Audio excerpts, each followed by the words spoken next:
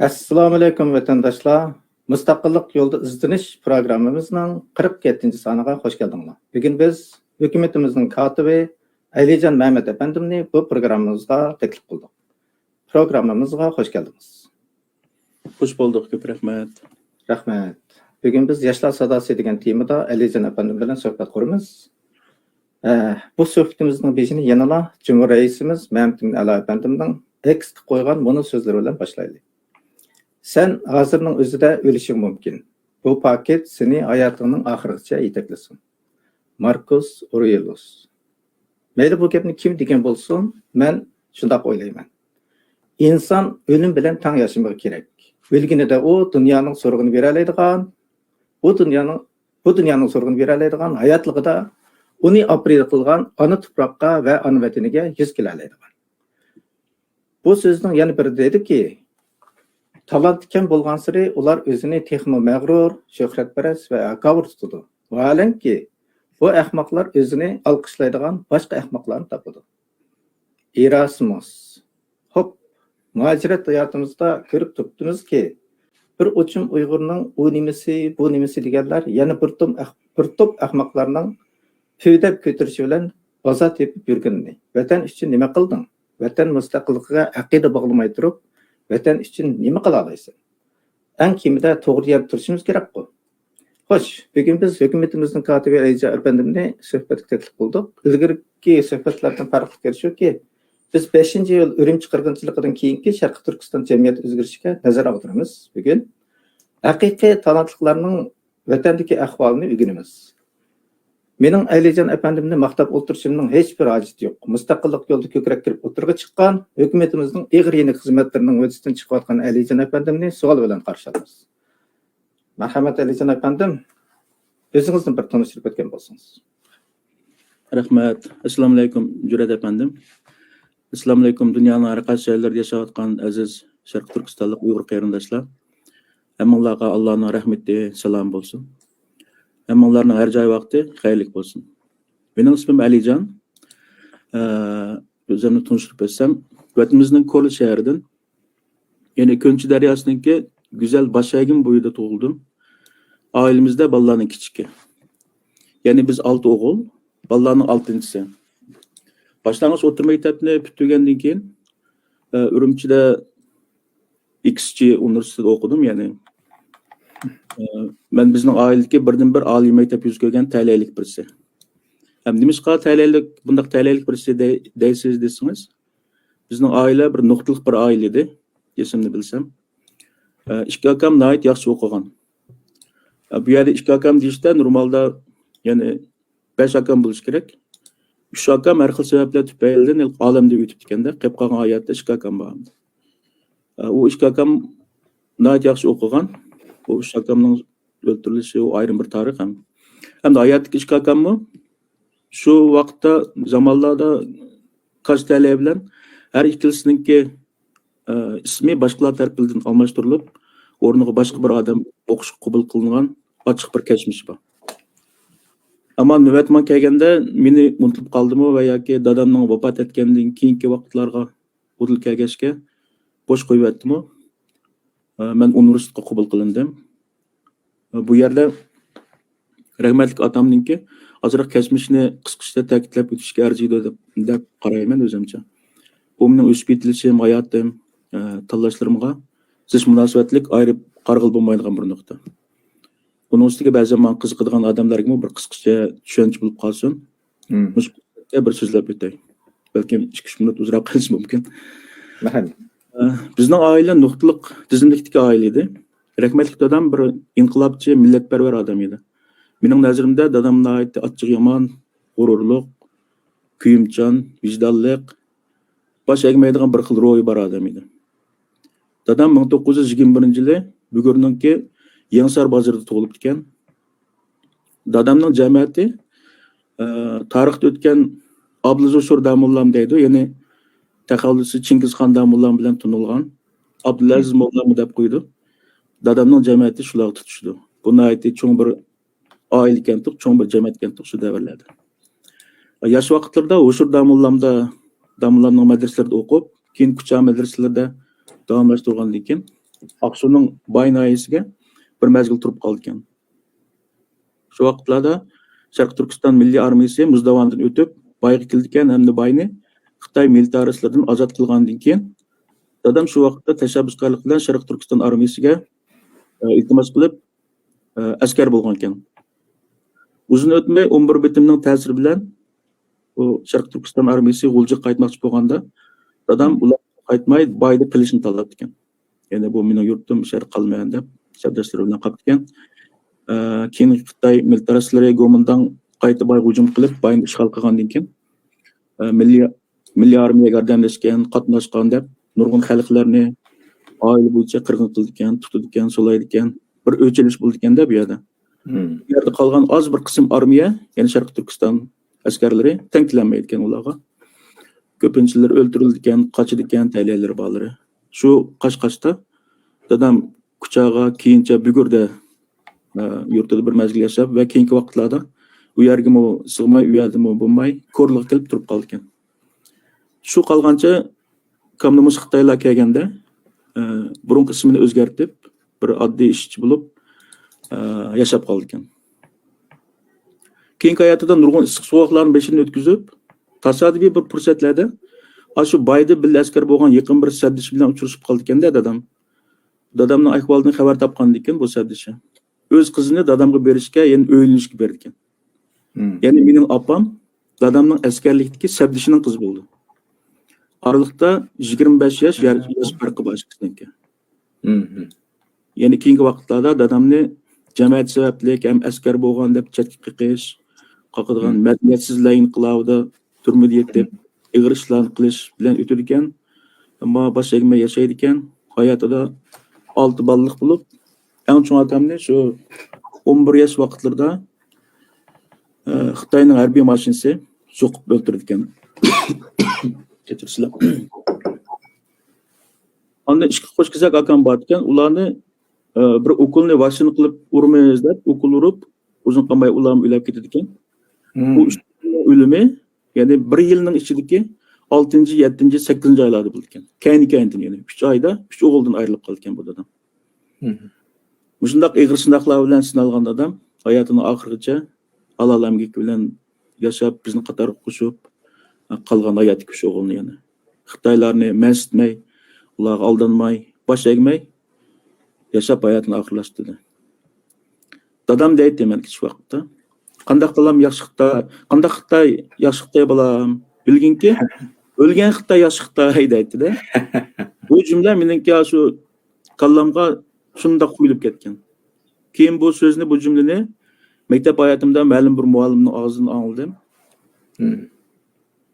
Endi gapga qaytib kelsak, men shundaq bir Xitoylarni nuqtliq deb qarab kelgan bir oila cho'ng bo'ldim. O'qish tugatgandan keyin bir mazgil xizmat qildik, keyin erkin kasbda bir mazgil shug'ullandim. Oxirida ochiq fikrli do'stlar bilan namdamda bo'lib, bir til texnika tarbiyalash maktabi va shunga yondosh bir shirkat qurib chiqdik. Til maktabining birinchi qadamini tabiiyla ana tili o'qitish bilan boshladik. Keyin ko'lamlashib ingliz tili, turk tili, Xitoy tili, rus tili, kompyuter bilimlari, topshiriq yetaklash sinfi, oliy maktab imtihon yetakchilik sinfi, yana kasbiy shtat imtihon tayyorlash sinfi degandek bir qator kurslarni ochdik. Bu darslar ham butun kunlik, shanba-shanbalik, kechlik, ta'tillik deb shunday kurslarning vaqti qarta muntazam sistemlashgan tarbiyalash turlarini yo'l qo'ydik. Shundan bilan bir vaqtda jamiyatning har qatlamidagi kishilar, o'quvchilar, ota-onalarning kuchli qo'llashiga muyassar bo'ldik. U chog'larda til o'rganish bir to'lqin edi, ya'ni.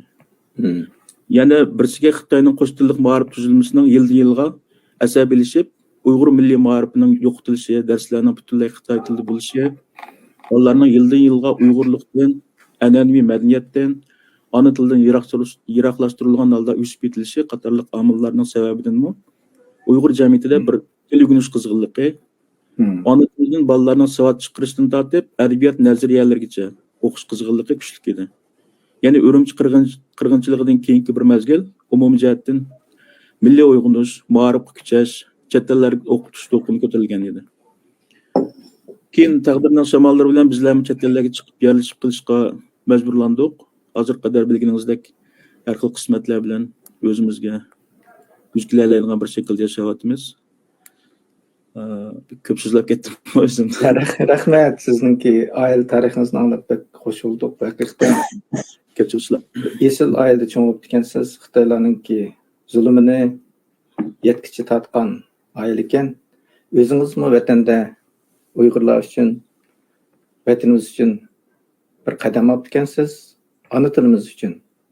Buni hozir o'qidik, xush bo'ldik.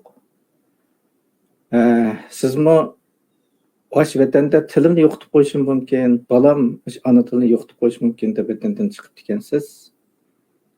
Ham hozirmi to'g'ri yo'lda men o'tibsiz.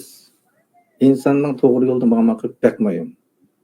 Shuni sizni men maqtamay, men sizni tanishtirmay o'zingizga qo'ydim. Sizning tarixingizla sizning kimligingizni bilgil oldim. Rahmat. Endi parlamentniki katibi bo'lib ishlagandingiz. Bu xizmat qanday ekan? O'tishdan chiqyapsiz. Ko'p rahmat. Men Sharq Turkiston surgun hukumatiga millat vakili bo'lib kirgandan keyin katiblik vazifasini o'rindayapman hozircha. Katib degan so'zningki, ya'ni sekretarmi deydi inglizchada. Bu o'xshamagan sharoitda, o'xshamagan muhitda, masalan tashkilot, idora, organ, davlat degandek o'rinlarda katibning tamoman bir-biriga o'xshamaydigan vazifa, o'xshamaydigan niyat, o'xshamaydigan obraz bo'ldi. Uyg'urcha xabarlarda ko'p anglaymiz, masalan deb qo'ydi. PDTning bosh katibi yoki Dunyo sayohat tashkiloti katibi degandek. Organlar bilan bir davlatning bosh katibi hamda uning atrofidagi har qaysi ministr darajalik katibat ishxonasi deymiz, katibat idora heyeti deymiz degandek idora jamiyatlarning katibligining darajasi o'xshamaydi. Va odatdagi shirkat, korxona, maktab mudirlarining maxsus bekitilgan katiblarim bo'ldi degandek bu hech qaysi bir-biriga yana o'xshamagan vazifalarni oladi. Shuning uchun katiblarning vazifasidagi o'rni boshqarish doirasi farqli bo'ldi. Hamda bizning o'zimizga Sharq Turkiston surgunda parlament katibi ham hukumat katibi deyilganda bizda rasmiy shaklda mukammal bir katibatlik idora hayat organi katibatlik ishxonasi degandek bo'lim bo'lmasimi? Hamda sharoitdan surgun hukumatga xos cheklik doiradagi xizmat tartibi, plani, xizmat doirasi bo'lyotdi. Olg'a qarab ilgarilayotdi. Bu bosqichlar asosida mukammallashishga, sistemlashishga qarab ketyapti deb qarayman. Bu xizmatning salmoqi bak ig'ir bo'lmagan bilan hamda mas'uliyat darajasi, planlash iqtidori, tahrirlash, yezish, aloqa qurish qatorliq jihatlarda astoydillikni o'lcham va talab qiladigan bir ish bo'lg'achqa, qo'limdan kelishicha o'zimning qurbim yetgan doiraga chiqarishyapman. Ham bu xizmatni yaxshi qila olishimga ishonchim bor. Bu jihatda nurg'un qo'llash takliflarining turtkisida vatanparvarlik, mustaqilligimizning tavranmas bo'lishiga, millat sapoyimizning yuqori ko'tarilishiga aktiv energiya berdi deb qarayman. Shuning bilan bir vaqtda millatimizning bu shunday ig'ir kunlarni beshini o'tkazayotgan davrning bir a'zosi bo'lish bilan mustaqillik yo'lida mustahkam turib, Xitoyning ko'ziga sanjilgan mixtak chabdas turayotgan ustozlarning yanında bir xizmatdosh, sabdash bo'lib turishning o'zi men ko'p kuch va umid ato qiladi. Rahmat. Sizniki bu katib xizmatiningki ig'ir yeri Uyg'ur tiliga cho'qinib pishiq bo'lishi kerak. Buningda xatolik chiqsa, logikalik xatolik, mantiqlik xatolik chiqsa, keyin bu bizning beshimizga balo bo'ladi. Bu taraflarga yaxshi diqqat qilib kelyapsiz. Hozirgacha sizningki dastlabki bizning qurultayda xotirlagan yig'in xotirasini tortib, ta hozirgacha qilgan xizmatlaringizda sizdan hech bir chatoqni ko'rmadik. Bu xizmatlaringiz uchun ko'p rahmat. Allah ajringizni bersin. Hamda biz temaning o'ziga kelsak, 5-iyul Urumchi qirg'inchiligidan keyingi Uyg'ur jamiyatining ahvolidan azroq ma'lumot bergan bo'lsangiz. Umumiy jamiyat xarakterli uyg'unish, silkinish bo'lganmi? Tor munbalarning ahvolichi, Uyg'ur ziyolilarichi, Uyg'ur tilichi. Mushni bizning bir bilgimiz bor, sizning shu davringizda bo'lgan ahvollarni bizga bir so'zlab berasiz. Bo'ladi, ko'p rahmat. 2009-yili Urumchi qirg'inchiligidan keyin naq bir yil torni uzib o'tdi Xitoylar. Ya'ni Xitoyning ta'tir tashviqoti har sohalar bo'yicha qanot yoydi. Ekranlarda so'ziltildi, majburan masalan, gazet jurnallarida besildi. Shuning bilan tang ba'zi o'g'irlikcha tortilingan DVD disklari tarqatilib, hukumatniki tashviqotning qanchalik yolg'onligi, Uyg'urlarning qanchalik dahshatli o'ldirilganligi oshkorlanib ketdi. Ya'ni jamiyat ichida. Bu yani Xitoylarning kontrolligi bo'lmagan ahvolda oshkorlanib ketib qoldi. Urumchilikka nurg'un Uyg'ur saqchilar mushtiatni istibo berib chiqib ketgan ahvollar ko'p. Yani Xitoy bilan Uyg'urning orasida bir ko'rinmas tog' shakllandi desak bo'ldi. Keyingi yillarda hamma narsa normallashdi deb tashviqot qilinsa-mu, shu vaqtdagi atmosferada Uyg'urlar o'ziniki bosh egmas ruhini yushurin namoyon qildi deb qarayman. Faqat ittifoqlikni ta'kidlab, barobar muomalaga uchirmaslik, nurg'un ishlar Uyg'urlar ichida bo'libmi, yoshlar ichida bir qayta silkinish, uyg'unish, o'zini tunish, o'z tarixini bilishga qiziqish, o'zlik kimligini izlash, eng oddiysi cheklangan kitoblarni izlab o'qish degandek shunday bo'ldi. Masalan, Uyg'urlar degan kitob, Aqsu 1945 degan kitob, Tangri qamchisi Atilla, O'llarning qisqa tarixi, Mehmet Ali Efendi degandek bir qator cheklangan kitoblarni izlab so'rab, hatto uningki PDF shakllarini email orqali yoki disk orqali kichik barmoq disk orqali shunday bir-birisi bilan o'rtoqlashib shunday bir jarayon bo'ldi. Ana tilga bo'lgan hurmat, ana tilni qo'g'dash harakatlari, ingliz tilini o'rganish qizg'inligi hamda adisi Erkin Osiyo radiosiningki inglizcha ham uyg'urcha anglitishni Uyg'urlik qatorliq shunday bir Uyg'urlik ro'yini uyg'onishdek bir davrni boshdan kechirdik. Ya'ni aşı radio anlash uchun bir Sony markalik shunday qimmat 120 yuan shu vaqtga shunday bir radioni oldik. Uning vaqtimi aşı kech soat bir 9:20 ga to'g'ri keldi. Aşı odam yo'q bir yerga boshqa bir yerga kirib shunday anglab.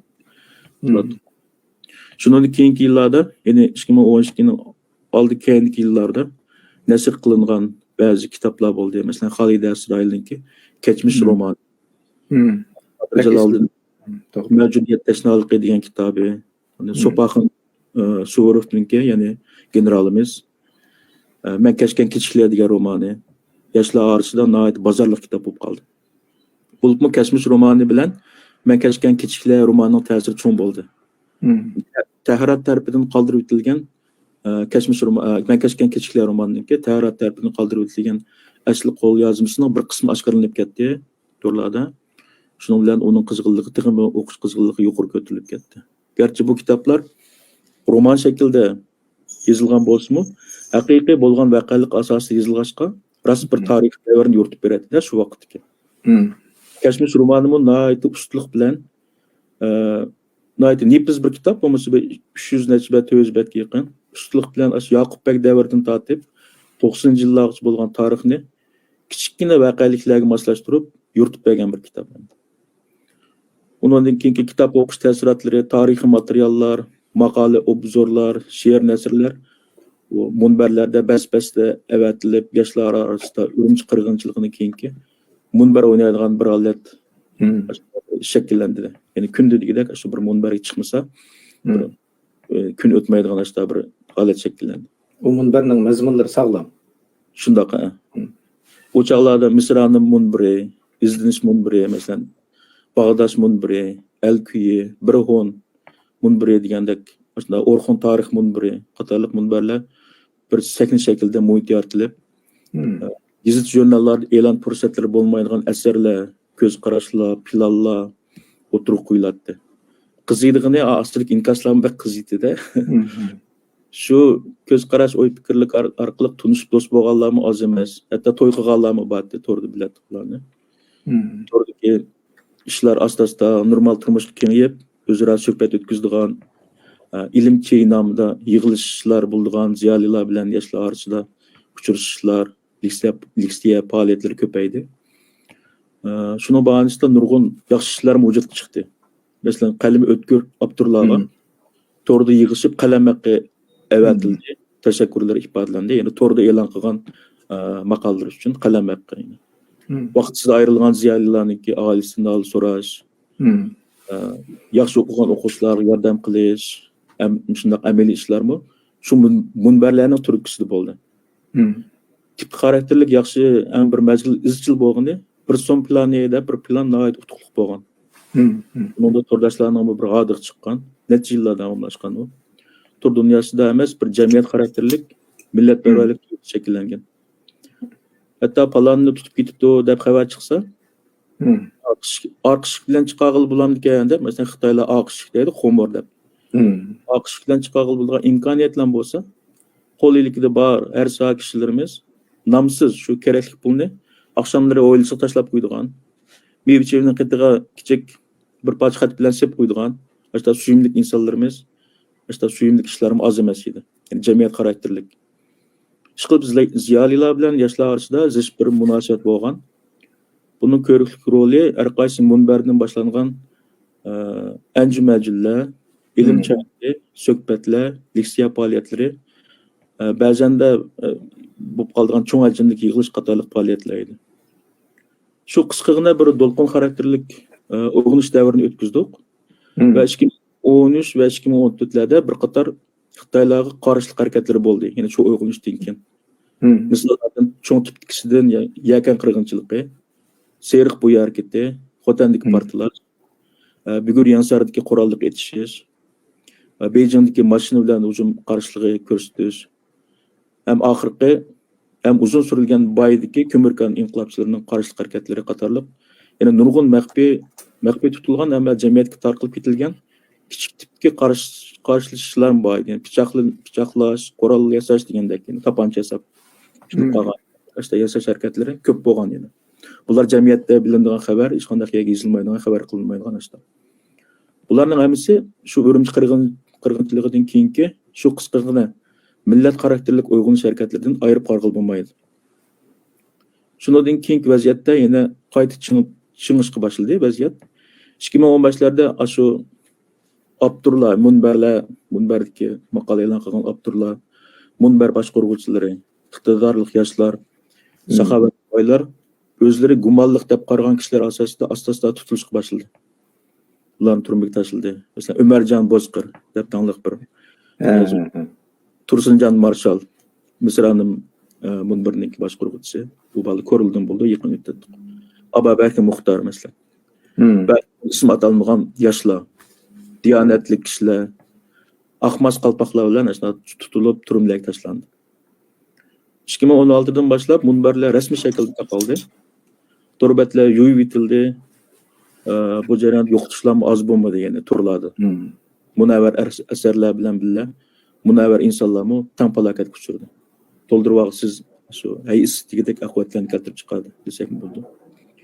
Shundaq bir uyg'unishning partiyasida Uyg'ur tilini qo'g'dash, kuchlantirish, shu orqali milliy kimlikni tunish, qanday bir millatning avlodlari ekanligini tunutish harakatlarimi har joylarda avj olgan. Atalmış Abdülmiya Kanunu'nunki maddesini ten kollanıp durup anlatılı qo'g'dash harakatlari avjiga oldi. Hatta ko'chalardagi Xitoy do'kon saroylarining Uyg'urcha kichik yozilib qolgan xatlari yoki osti yozilib qolganlari normalda Uyg'urcha ustiga yozildi-ku qonunda, Abdülmiya Kanunu atalmış. Va yoki Uyg'urcha yo'q, butunlay Xitoycha yozilgan yoki mujmal harf bilan so'z emas, harf yozilib qolgan ishlarni rasmga tortib, to'rda uchiq xat shaklida e'lon qilib hukumatga aslında hareketler bilen münasebet organlarının dikkatini tartib, aslında tuzatishga, aslında cevap berishga sebep bo'lgan. Şunun bilen bir vaqtda ana til yaslileri, kurslari, ana til kuni uxlash harakati, o'quvchilarniki do'ppa kiyib maktabga kelish harakatlari jonli shaklda elib berildi, masalan, Urumchida. Hamma bola do'ppa kiyib bordi, masalan. Bu jarayonda ziyolilar, yoshlar, o'quvchilar, jamiyatning har qatlamidagi ishchan, tirishchan, diyanetlik, saxovatli kishilar dehqondan tortib baqqolgacha, xizmatchidan tortib savdogargacha ishquyun, toshquyun shaklda o'zaro qo'llaydigan, yordam beradigan hamkorlik iqimi paydo bo'ldi. Hatto hukumat ishlaydigan o'qish bitgan soqchilarmi bu chog'da nurg'un soqchilarni qabul qilganda Urumchi qirg'inchiligi keyin har yili har shaharlarda nurg'un soqchilarni qabul qilgan. Soqchilarmi o'z millatiga bir ishlarni bijirib baqib qolganda bir ko'zni qisib bilish postisida muomala qilgan ishlarmi nurg'un masalan Uyg'urga debchi. Shunda bu keyingi kunlarda atalmışlik, 200limchilik degan qalpoqning kelishimi sababchi bo'ldi. Ular qarindoshlarimiz. Yig'ib aytganda shu davrdagi qisqagina qayt uyg'unish, millat xarakterlik silkilishning keyingi o'zini tunish yani. Kimlik tunish, do'st dushmanni ayirish imi umumyuzlik yuqori ko'tarilgan bir davr edi. Mushqildagi milliy uyg'unishni Ben muhaciratda 2018-2019 yıllar kayıt gördüm.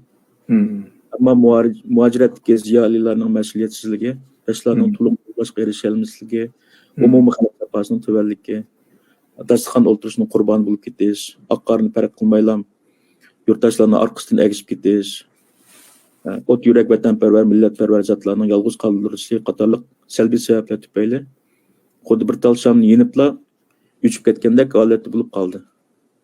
Ya'ni mening vatandagi xalqimizga qarta o'ylaganimda muhaciratda biz bir Nisan bir dushman ideologiyasiga yig'ilolmaslik meni afsuslantirdi. To'g'ri. O'zimiz G'ulom Osmon Efendi 20 yillar burun kitob yozgan Millatim Uyg'ur, dinim Islom, vatanim Sharq Turkiston, dushmanim Xitoy degan ideologiyani hozirga qadar tushunolmasligimizning nima uchunligi ba'zi meni umidsizlantirdi. Bu shundaqla tugishib bayram bo'lib ketamizmi deb ichinman ham qayg'uraman bu jihatda. Rahmat. Sizdan jiq narsalarni bildik. Bir qatliamdan keyin bir millatning uyg'onishi, nurg'un ishlarni qilishi, vijdonning uyg'onishi. O'ziniki shu jafoliq turmushdan chiqib turib, pul iyona qilib, vatan uchun, Uyg'ur uchun foydali ishlarni qilishi bizni ta'sirlantirdi. Endi bu terrorlik yoki islom degan bir qalpoqni kiygizish uchun islom oshqonlik degan Xitoylar buning ichida o'yinmi o'ynagan.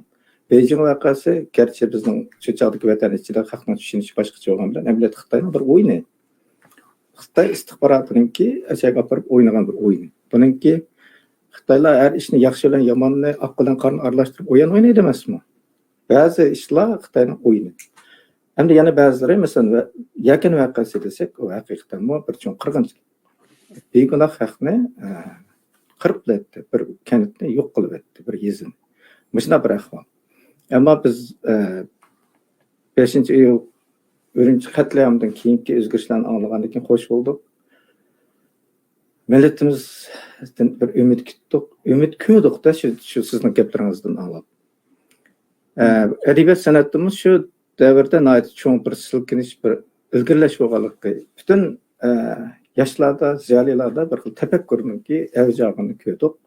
Bu to'rlardan ba'zi bir nomsiz insonlarning yozgan she'rlari, asarlaridan biz bu saviyaning nihoyat yuqoriligini his qilyapmiz, ammo tashlanib qolyapti bular.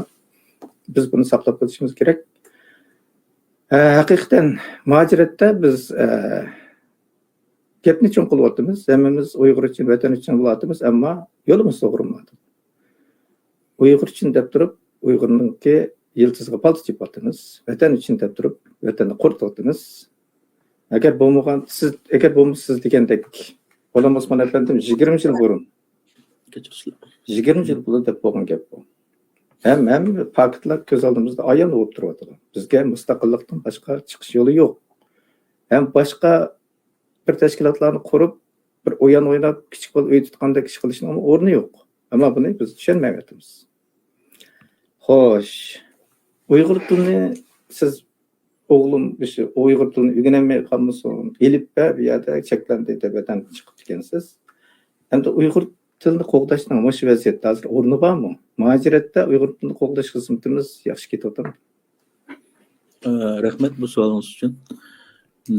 Ana til demak, ya'ni Uyg'ur tili, ana til demak, jon til demakdir. Yani ana tilim, jon tilim deb qo'yamiz ya.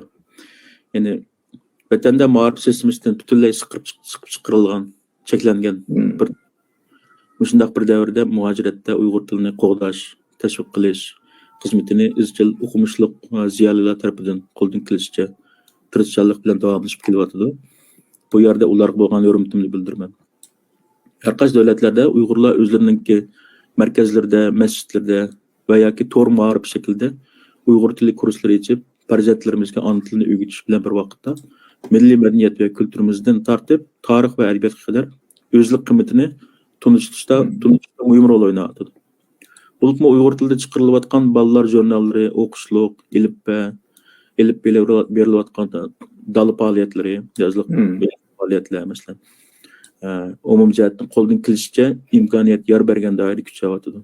Bu shundaq munavvar pedagog ustozlar, muallimlarga eng muhimi bolalar uchun vaqtini ajratib, bolalar bilan birga ona til kitob o'qiydigan, she'rlarni yodlatadigan, ona tilda paranglashadigan oilalarga hurmatim cho'nqur. Ularga tashakkur etaman. Ammo bu yo'ldami ba'zi qiyinchiliklar oz emas. Masalan, muajiratdagi aslimlasi. Yashayotgan davlatning tilida ma'rif tarbiyasi ko'rgachga o'zaro ona tilida paranglish fursatining oz bo'lishi, tanitish bolalarningki Uyg'ur do'stlarininki oz bo'lishi, yetayimlarda uchrashgandimi Uyg'ur tilida aloqa ilib bora olmasligi.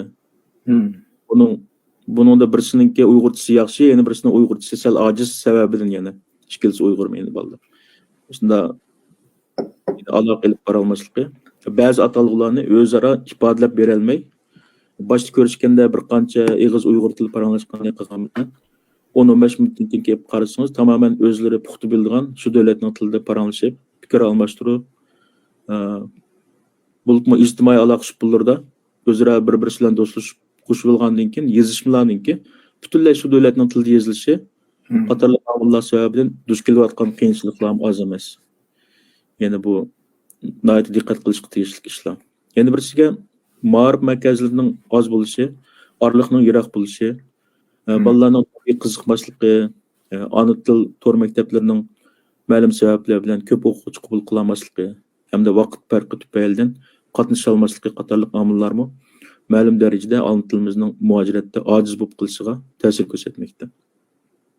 Buning uchun ham oilada o'qish yozishni izchil davomlashtirish kerak deb qarayman. Uyg'ur kinolarni, kartonlarni qo'yib berishni muhim bir jarayon deb o'ylayman. Har bir Uyg'urning uyida chuqur Uyg'ur tilida nashr qilingan kitoblar bo'lishi kerak. Uyg'urcha o'qishga ilhomlantirishi bolalarni. Sog'lom bo'lgan Uyg'urcha karton, televiziya programmalari qo'yib berishi, shuning orqali bolalarning qiziqishini uyg'otishi muhim deb qarayman. Yana bundan boshqa til, madaniyat, tarix birlashtirilgan madaniyat bayramlari. Dala faoliyati, ona til kuni, masalan Cumhuriyet bayrami qator faoliyatlarda cho'nglar uchun emas, bolalar uchun bu Uyg'urcha she'r, daston, hikoya, san'atlik musobaqalar tashkillab, o'zaro rag'batlantirib, so'rni hozirlab berishga ahamiyat bersak, muajiratdagi ona tilini qo'llash yo'lida o'z kishilik bir hissimizni qo'shishimiz deb qarayman. Muajiratdagi ona tilini qo'llash o'z onasini qo'llash bilan o'xshash bir ishdir. Ya'ni ona tilim, jon tilim, ona tilim onamning tilidir. Rahmat. Rahmat. Peki yaxshi so'zladingiz. Men sizdan bir savol so'ray. Til yo'qolsa millat yo'qolamdi? Bu savolingiz. Til yo'qolsa millatniki butunlay yo'qolib ketishi notayin, ammo cho'ng ta'sir ko'rsatadi. Chunki til yo'qoldi deganlik uningki o'xshash madaniyati, tarixi, uningki ajdodlariningki yeb bo'lgan yo'llardagi masalan hamma narsa yo'qoladi masalan. Masalan sigalsa ruhi yo'qoldi. Millatning ruhi yo'q bo'lgandan keyin bu millat o'lik millat. Shundoq masalan sigallarmi bizning xizmatdoshlarmi bor. Ular yana o'ziniki hech qanday bir tili yo'q yashaqliq. So'rasa sigan deydi. Ya'ni o'zining millatini biladi. Lekin ma'rifi yo'q o'ziniki va yoki o'ziniki bir shunda kitoblari, tarixi, hech qanday narsa nolda bular. Shunga qaraganda biz ham o'zimizning tilimizni jon tilimiz bilan qo'g'dashda bir mas'uliyatimiz, majburiyatimiz bor deb qarayman. To'g'ri. Tilni qo'g'dash bizniki cho'ng vazifamiz. Millatni tutib turish uchun, millatning mustaqillik aqidasiga yetish uchun chuqur til yaxshi saqlanish kerak, yaxshi menish kerak. Hukumat ichidami bizniki menga xo'sh bo'lgan yerim yoshlardan tilga pishiq odamlarimiz chiq. Hatto imlo, mantiq, logika tildagi hamma tarafdan nihoyatda chiqqan bizniki materiallarimiz nihoyat yaxshi, nihoyat chiroyli yoziladi. Albatta bizniki boshqacha fikrlarimiz bor. Biz chet elda tursak, biz ingliz tili bilan to'g'ri. Uni qilamiz, lekin ingliz tilini qo'g'daydiganlar chiq. Bizning o majburiyatimiz yo'q. Bizning majburiyatimiz o'zimizning ona tilini eng chin yerda tutib turish, to'g'ri yak taraqqiy qildirish. Sizdek yoshlar bo'lgan ekan, men bugun shunday yaxshi so'zladingiz, masalan, gaplaringizning logikasi, mantiqi shunday yaxshi, demakchi o'g'lingiz shunday yaxshi ifodaladingiz. Bizga bu kerak. Men sizning hukumatimizda rolingizning cho'ng bo'lganini ishonamiz. Endi bizning hukumatimizga sizningki bir ishonchingiz bormi kelgusiga?